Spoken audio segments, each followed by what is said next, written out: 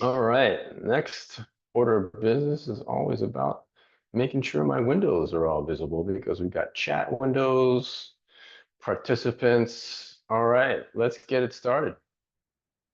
Open up that one. All right. Hello, everybody. Better Spaces is a health and happiness solution for today's hybrid workplace. My name is Dr. Paul Cachola with PAR5 Physical Therapy here in Randolph, New Jersey, and I partnered with them to bring you this easy and educational workday session.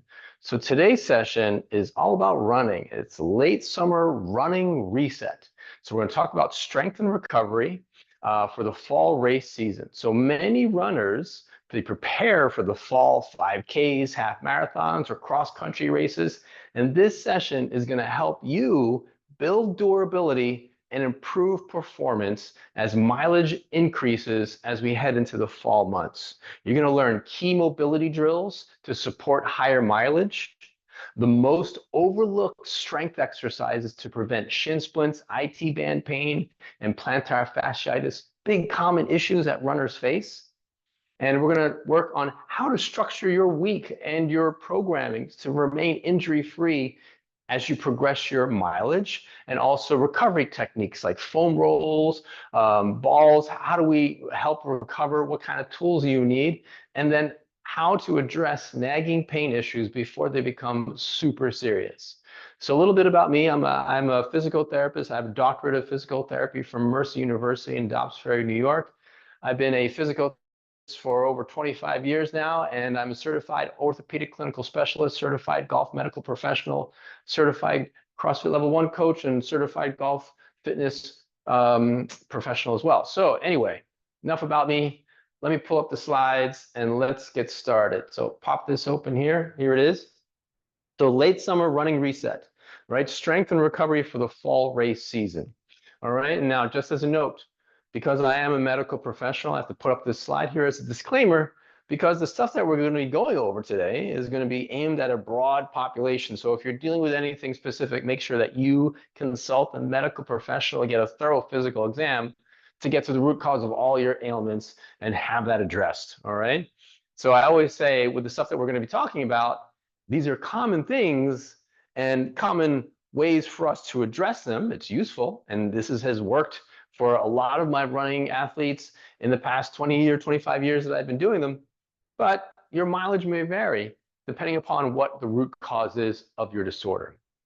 All right, so if you want to run long, you need to run strong. All right, so if you've dealt with shin splints in the past, or IT band tightness, or sore feet, that usually happens as the mileage increases. All right, so this is peak training time as the temperature drops and gets cooler, and a lot of races are kind of scheduled in the fall months, September, October, and as the mileage goes up, the difference between finishing your race strong and breaking down as you lead up to that race or during the race comes down to mobility, your strength, your recovery, and smart training structures. All right. So if you've been to any of my classes before in Better Space, you know, this video is going to be very familiar to you. I show this every time because it summarizes a lot of the things that we have to deal with musculoskeletally from in the body from very simple illustration here, that the body functions on this alternating pattern of stability and mobility. So if we start at the foot, you know, the foot is supposed to be stable, and the next segment up is the ankle, that's supposed to be mobile. Next segment up is the knee, and then that's supposed to be stable, and then the hip, that's supposed to be mobile, so on and so forth, up the chain. And a lot of times when we deal with issues, either it be a foot problem, a knee problem, it typically happens because one of the other segments in the body is not doing their job, and then the roles get reversed. The alternating pattern is disrupted. So if your hip, for example, is not mobile, then sometimes we'll get like a back that becomes unstable. And when the back is not being a stable segment, then sometimes that'll result in back pain. So whenever we're dealing with a problem, whether it be a foot issue or wherever your pain is, you want to make sure that you're looking upstream and downstream from that area because everything is connected. Our body is a a connected system of systems. And if one thing falls apart, usually something else or compensates for that one thing that's this has a dysfunction or disorder, then you want to make sure that we address all of the things, not just where it hurts, because pain, you don't want to chase pain around because the root cause of the pain is typically somewhere else in the body. So why running injuries spike before fall races? Well, it's all about overuse and a sudden increase in mileage. And that sudden increase usually increases the breakdown or the stress that we put on our tissue is exceeding the tolerance of that tissue. So most running injuries aren't from one wrong step. They're usually accumulated stress injuries or repeated stress injuries that happen. So such as shin splints. Now, shin splints are pain that happens in the front part of the lower leg, and that can come from weak calves, weak hips, or poor running mechanics. Now, the IT band. So the iliotibial band is a structure, really strong, connective tissue structure that goes from the top of your hip down to the outside of your knee. And that is super strong. And a lot of times we can get pain either at the outside of the hip or on the outside of the knee where that IT band inserts. And that's usually caused from tight hips or weak glutes. And plantar fasciitis, that pain on the bottom part of your foot, could be at the heel, could be at the toe. Most commonly, it's heel pain. And that can result from tight calves or poor foot mobility. So the key point is that all these injuries that we talked about are preventable if you train smarter, not harder. All right. So mobility for high mileage running is key, because it improves your efficiency of moving, your stride efficiency, so that you have less joint stress. It's all about just progressing our center of gravity forward as we run, and the less that we have that center of gravity moving up and down. Think about it, right? So up, there's always a down. So there's a lot of bounce. There's a lot of that ground reaction force and stress into the joints. But if we move more efficiently forward, then we create less joint stress. So some target areas for the runners. We want to improve ankle mobility, hip mobility, and thoracic spine mobility. So let me just pull up my 2-shot here so we can talk a little bit more about what this is. So the first thing we talked about was ankle mobility. Ankle mobility, specifically ankle dorsiflexion, is super important. The majority of the clients that come in to see me that have knee pain or hip pain, they typically lack this motion. So dorsiflexion is this. So if you look at your ankle, it comes in different directions that it can move, but dorsiflexion is this motion. It's the ankle coming up, the foot flexing into this position. The opposite is called plantar flexion, when the ankle goes downward, right? So we have dorsiflexion and plantar flexion. Now, dorsiflexion, normal range of motion with a bent knee, is typically around 20 to 25 degrees. We want to maintain that because that movement, that position of my knee in my ankle in dorsiflexion helps me to progress my body over that leg as I'm standing, I'm taking that next step. Okay, so that also equates to better push off. Then we talk about the hips. If the hips are tight, that can inhibit your ability for your stride to open up. And it can also reduce this IT band issue. So the IT band, iliotibial band, comes from the top of the pelvis here, and it goes all the way down to the side of your knee. There is a muscle that sits in that called the tensor fasciae lata.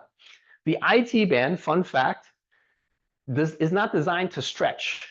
It is designed to be as the length that it has, that's all it does.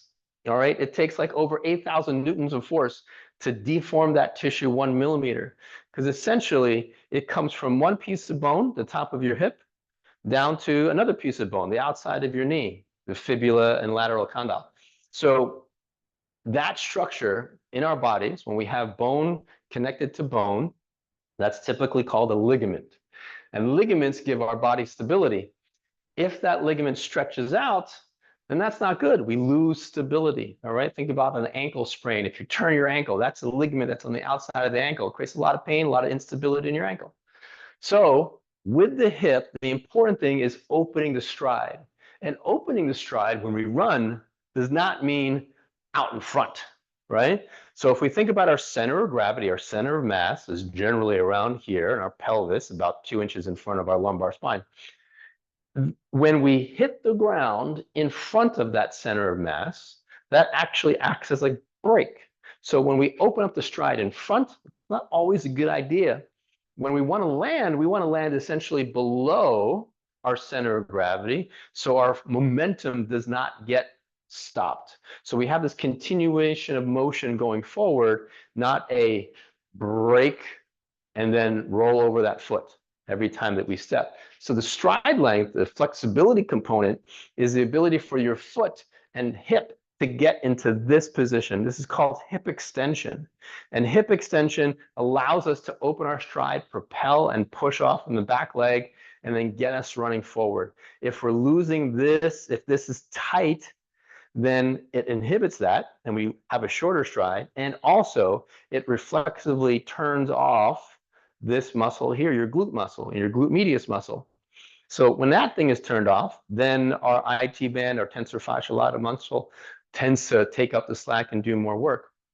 And the other thing too is that when we run, there is this counter rotation that happens. So we talked about the thoracic spine.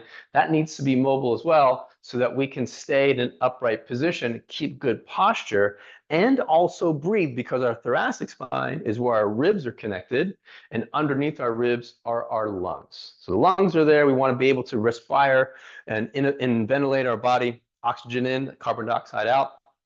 So what happens is that if we're rounded with our back, that inhibits the ability for our lungs to expand, inhibits our ventilation, and that exchange of carbon dioxide and oxygen. So again, inefficient breathing patterns happen in a flexed posture. If we're straight, have good posture, and our thoracic spine is mobile so that we can run in an upright posture, then yeah, we can breathe better. The other thing that happens too is that every time we take a step forward, our left pelvis, my left foot's in front, my left pelvis is rotating forward, and then my right shoulder needs to rotate forward. So as we're running or walking, we have this counter rotation, and that rotation should happen in the hip and the thoracic spine. The lumbar spine, the middle section here, isn't really designed to rotate. It's designed to flex and laterally bend. So again, if we have limitations with thoracic rotation, that can create like funky things going on with the arms, where we mitigate this rotary force with our lower body a little funky, with arms sometimes kind of going across the body and doing weird things. So a couple stretches that I want you to think about. We talked about dorsiflexion. All we need is like something to elevate the front part of our foot. So here's a half foam roll, right? And I could put that down, but you don't have to get something fancy like this. You can just get like a book or something, rolled up towel. The dorsiflexion position is this: foot comes up, ankles flexed.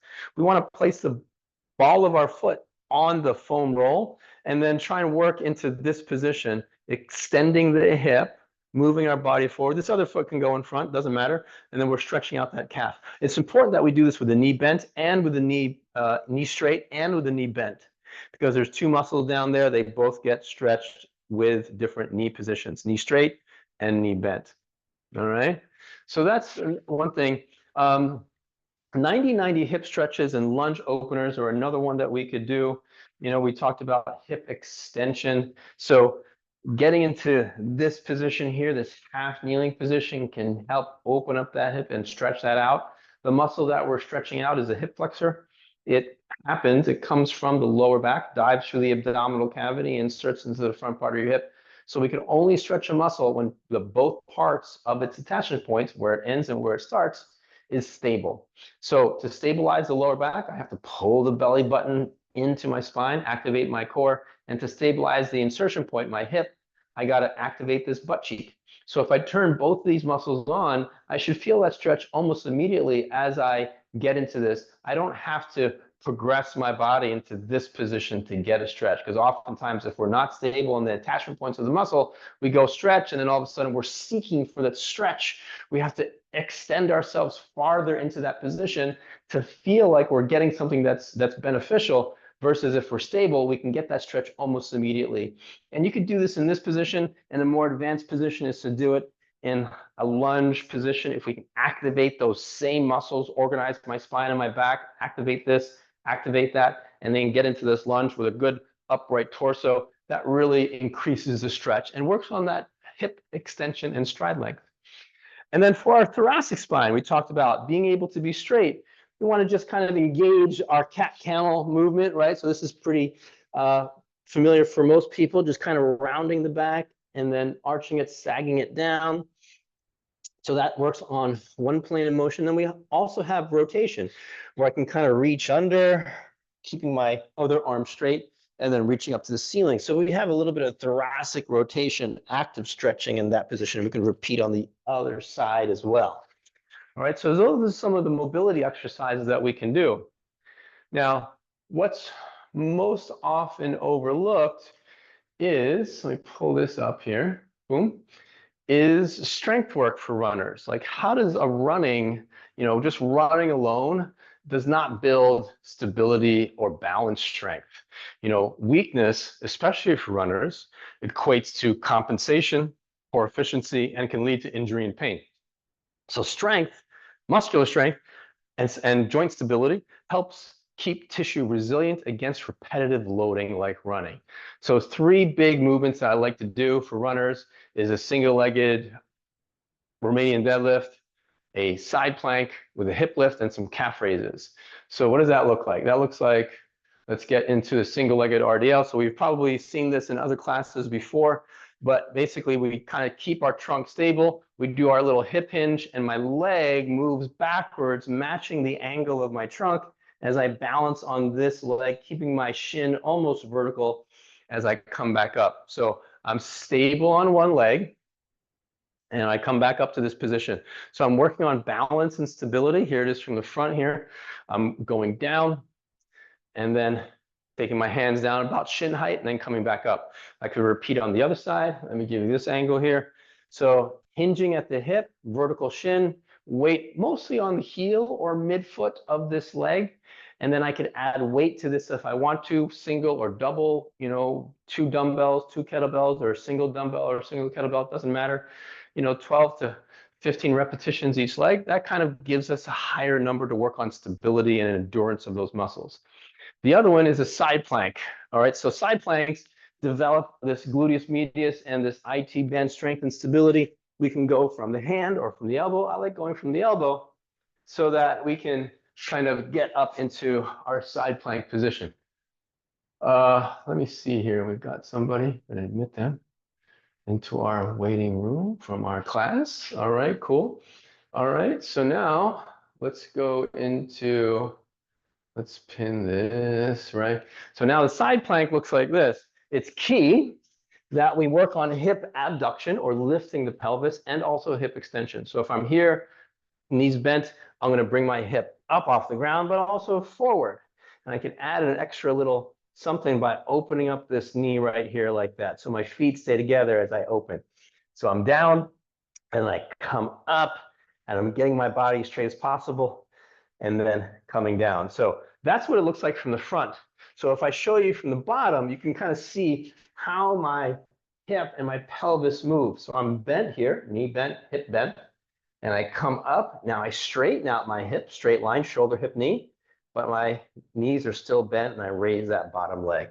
And I'm working more the bottom hip, but a little bit of top hip by just kind of opening up. If I added a band around my knees, that will make it more intense. But that builds up that lateral gluteus and also some lateral stability because we are in a single leg stance every time that we run and step. So the other thing is a simple one, just calf raises, right? So calf raises, probably everybody has done these, just kind of up and down, right? But the one thing that we neglect to do is that we want to also build the soleus muscle, which is targeted with the knee bent. So if I do a bent knee heel raise, that's a different muscle. So let me hold on to this foam roller for a moment, just for balance. So if I do the single-legged, I could do the single-legged heel raise, right? Super easy. And then I'm going to repeat with a little bit of knee bend. So hopefully you can see that on the camera. And then I raise my heel up. So that creates more stress onto the soleus. We want to strengthen both muscles in the lower leg. All right. So let's bring our slide deck back up here. Perfect. All right, so that's kind of like some overlooked exercises that you need to do to work on some strengthening, because we want to build and protect your Achilles and plantar fascia with that last heel raise. And we build up that lateral hip and IT band stability with that side plank. And then we want to strengthen the hamstrings, posterior chain, the glute, and work on balance with that single-legged RDL. All right, so structure, we talk about like progressing, right? The golden rule is whatever mileage you've done for a certain week, conservative progression would be 10% increase in mileage or intensity per week. All right.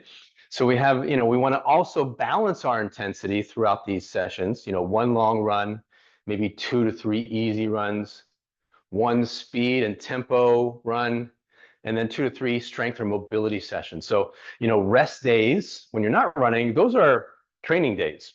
Your body adapts, and it takes about 24 to 48 hours to adapt to a stress that you put on it on one single day. So your body will adapt during your recovery days, right? And you don't want to stack these back-to-back days where things are hard. Space out the hard workouts throughout the week so your body can recover, so you have a proper stress and recovery cycle. All right. Now, recovery tools, every runner should have. You should have at least a foam roller and a lacrosse ball. Those are, the must-haves. Those are the basics. You can get fancy and get other, other types of tools out. But the first thing is going to be the recovery, the foam roller and the ball. All right. So let me just hit here, hit that continue. All right. Perfect. So foam rolling, I got a foam roller here. Everyone probably is familiar with one of these, okay? Let me pull up my 2 shots and then we'll work on this and then kind of look at what this is. All right, so foam roller, everybody's seen one of these. You can kind of, get your IT band and your quad. So keep a couple easy things here.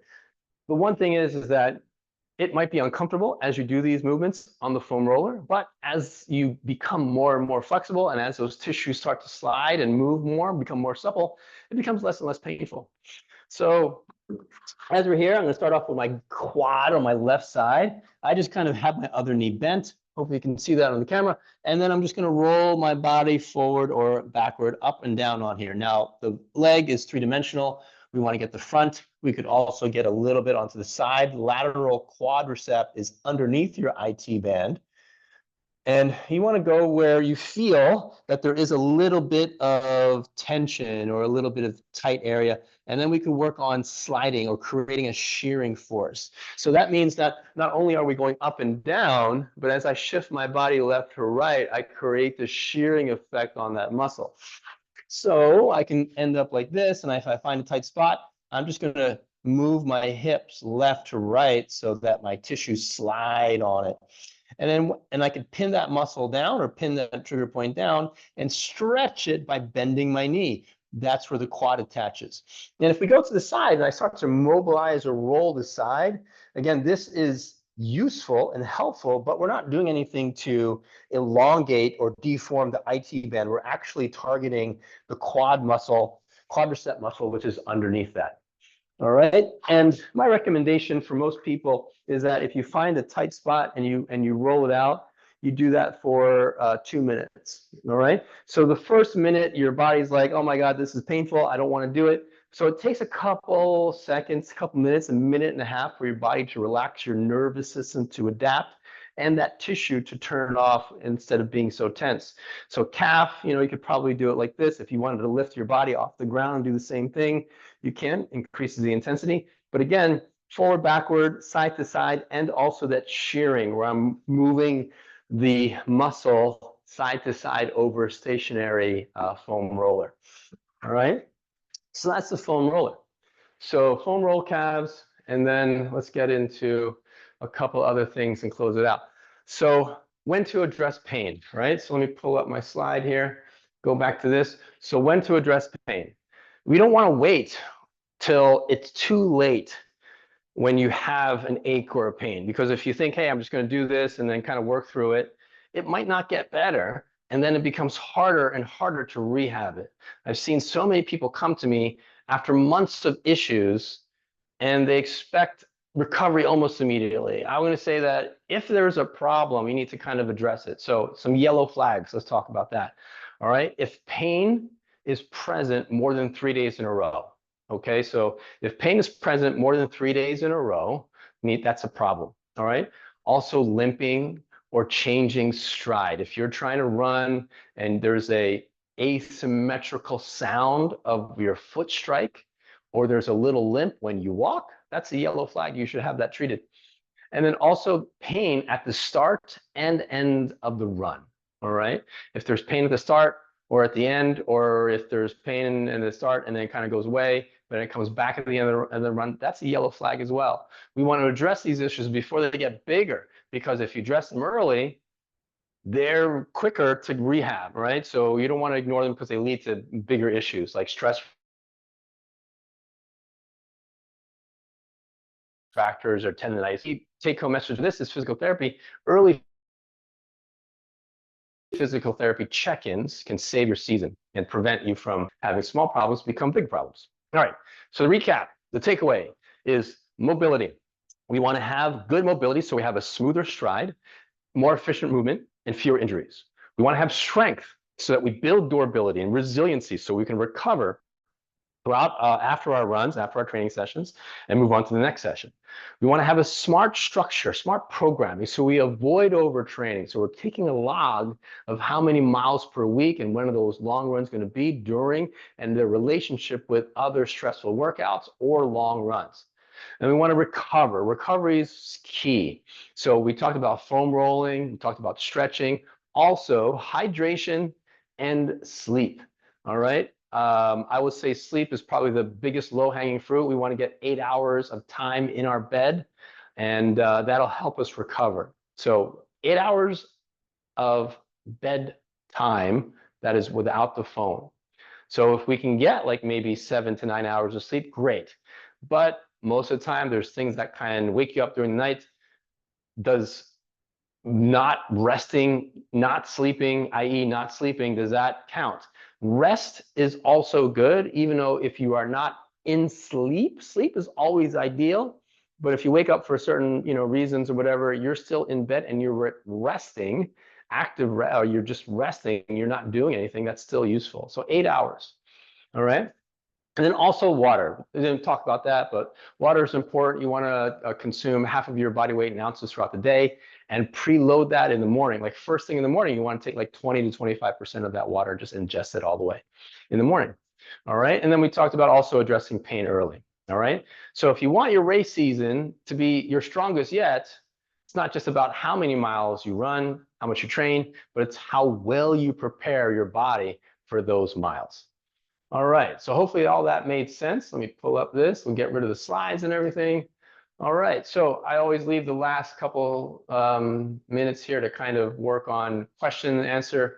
All right, let me pull this up. We got a question in the chat here. How do we prevent stitches from our running sessions? Thank you. So stitches. So stitches are kind of like this pain in the side, right? Like, oh, I got this little cramp, right? It could be a couple different things that cause that. Improper breathing or difficulty breathing can create that. So we talked about, thoracic spine mobility. I think earlier we all talked about rib mobility. So if the lower ribs and your diaphragm where they connect aren't efficient, that can create the stitch that we feel like right into the side there, right? So breathing and breathing patterns, diaphragmatic breathing, that is key. So that's a separate thing. I think there was another class that we did that earlier this year about breathing techniques and all that stuff. So you got to look on that in the Better Spaces apps as well. All right. Any other questions? I'm going to give it like a 30-second countdown and we could finish up. All right. Another question here. Can I have access to the slides? Copies of what you presented. I came a few minutes late. Was held up a meeting. All right, good. So anyway, if you want the slides and the copies, all of this that we just did is going to be available for replay in the Better Spaces apps. All right. You could also follow me on YouTube. I'm going to say that too, PAR5 PT on YouTube. I got a couple of videos of that as well. Like I said at the top, the stuff that we cover in all these classes are helpful, and useful, but they are geared and aimed at a broad population. So if you are dealing with something specific, you always need to have a thorough physical exam because the body is so complex that if you're dealing with the pain, you want to make sure that you have all the things that are associated to that issue addressed. So a physical exam is key. All right. All right. So anyway, exercise, recovery. All right, another question here is if on the stairs. All right, trying to recover. All right. Again, falling downstairs, traumatic injury. There's a lot of things to unpack here. I think it might be a little bit too deep for this one session, a thorough physical exam. I cannot stress this enough that get help. Do not try and pick up a YouTube video or a PDF file or something that you saw online that Dr. Google says that is going to be your fix. Have a professional set of eyes. Look at your body, assess your movement, do special tests to rule in or rule out certain diagnoses, and have that addressed. All right? Okay.